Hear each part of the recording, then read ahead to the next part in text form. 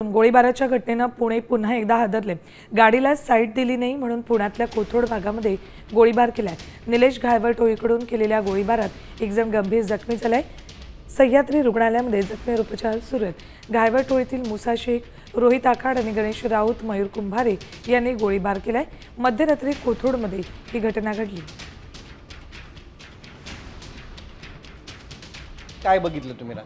ते लोक आले, पळत आले त्याला वाचवण्यासाठी। मग त्यानंतर येऊन त्याचं खूप रक्त इथे सांडलंय। नंतर मग त्यांची गाडी होती, ते दोघं जण इथे बसले। मग त्याला त्या गाडीवर बसता येत नव्हतं, त्या दोघांनी बळ बसवलं आणि मग त्याला घेऊन गेले। ते पळत आले तर आम्हाला वाटलं चाळीतली पोरी खेळतात रात्री 11:30 वाजता पळत असतील अशी, म्हणून आम्ही काही संशय आम्हाला आलाच नाही तसं संशय।